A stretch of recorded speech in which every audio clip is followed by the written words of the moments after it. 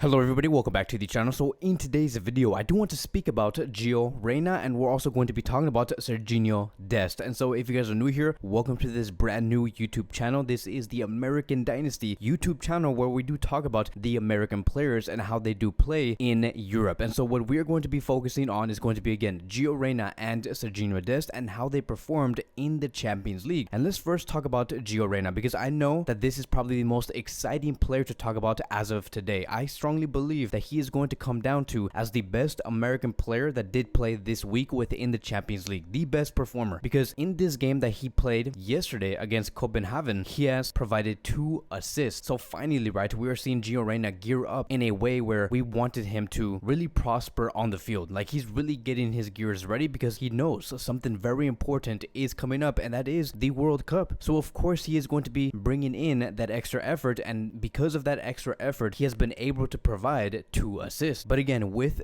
Reyna finally coming back and coming in stronger than ever, providing 2 assists within a Champions League game, it's like a breath of fresh air. So may this player never ever encounter a single injury again, and to continue to prosper for Borussia Dortmund and especially for the US men's national team, and become hopefully one of the best players in the world. Like, look, the US men's national team has given out so many great technically gifted players, but I strongly believe that Reyna is the most technical and the most talented the US has ever produced, and we have to see the best version of this player. So it's very important to see this player fully firing and as early as possible through his career. And what better way to do that but to see Reyna provide that 2 assists in a Champions League game? And so I do want to break this down into 2 different things, because I think that there's 2 things that we have learned from Reyna's overall performance within this match. Point number 1 is his ability to mature and know his place, knowing exactly what to do. Now, what do I mean by this? It basically means this: if you look at the first assist that he has made, he easily could have just shoot the ball and take the goal himself. He could have done that. Like, when we talk about a 19-year-old player being on a 1v1 situation with the goalkeeper, most likely they're going to want to bring the goal on their own. But we did not see that coming from Gio made sure that he wanted to set up his teammate the best way possible, and he looked for the open man in the box. He said, okay, look, I have the ball, I have the possession, I'm not going to try and test the goalkeeper, I'm going to give it to the best solution possible to bring the best opportunity to score, and that is by passing it to the player that I do see in the box. And that is what Gio did. He assessed the whole situation, the whole scenario, and provided the best solution. Again, at the age of 19 years old, you would usually think that they are just thinking for themselves and they want to score goals and as many as possible. But no, this is a player that only thinks about his overall team performance and how his players, his teammates, are performing on the pitch and how he can contribute to that. So throughout the game, we saw him trying to build, always trying to be available for his players, his teammates, always finding those spaces in the middle of the pitch in order for him to receive the ball. If you really pay attention to where he did receive the ball, if we look at the map here, you can see that he generally likes to receive the ball in this red area that we see here. And this is very important when it comes to the US men's national team, and I'm going to be explaining why. This is exactly why I think that this player needs to be a starter within the squad. I do not know if he's going to be playing within the front line or in the midfield, but whatever it is, Gio has to be on that field under Greg Berhalter, because when we encounter teams, and I strongly believe that we will within the World Cup, when we encounter teams that are mid to low block teams and they try to heavily defend, we're gonna need somebody like Reyna to get through a low block team, because this is a player that can get us through a low to mid block using his skills, his talents, his ability to function within tight spaces. You can't really get that with someone like Yunus Musa or Weston McKennie. They're not players like that. They're built to get the ball from deep areas and go into the final third. Reyna is a different profile. He receives within the final third and gives you the answer to get past the final third and look for the solution to score. Notice the difference between what I just said there between Yunus Musa McKennie and also Reyna. Those are 2 very different profiles, and you do need those 2 profiles within a starting 11, and especially for the US men's national team. It's a great mix. But again, I just do not know how Reyna is going to be fitting within the midfield, or if he's going to be going within that front 3, but let's later talk about that later down this video, because this is what's going to lead me towards point number 2, is the fact that if you pay close attention to how he provided those 2, this guy can function in both sides of the field. You look at the first assist, it was coming from the left side. You look at the second assist, it came from the right side. There is no weak spots or weak areas when it comes to this player. He knows exactly how to provide for his teammates on either side of the pitch. This is telling us that he is dynamic, he's versatile, and because of this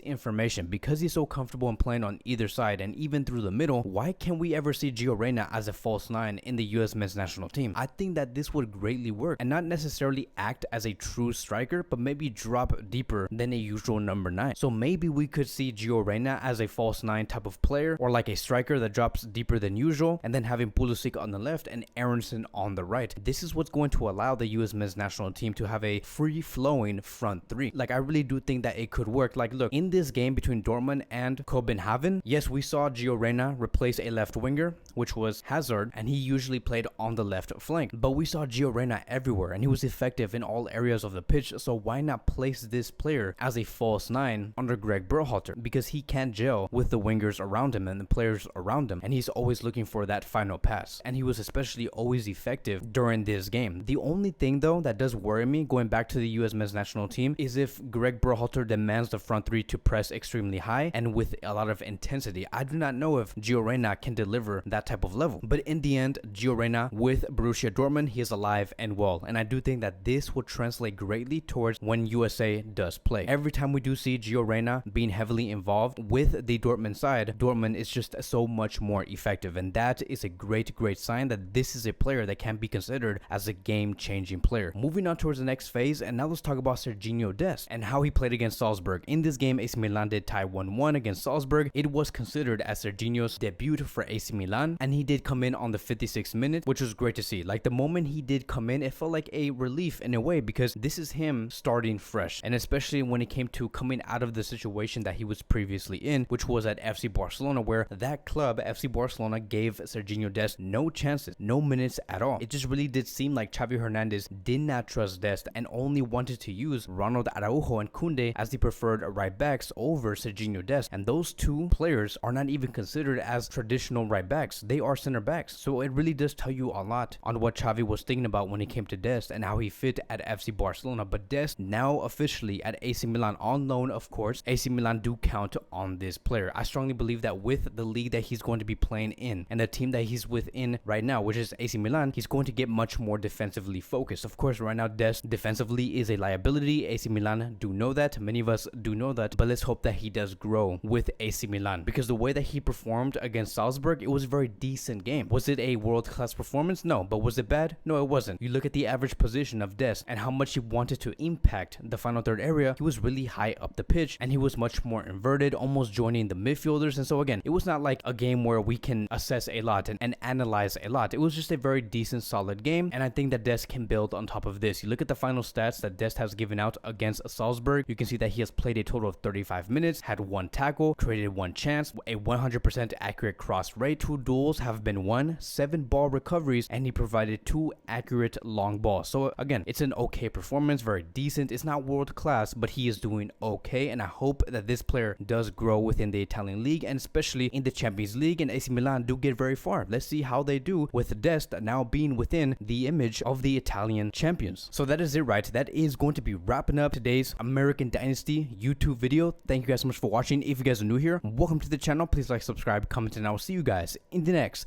video.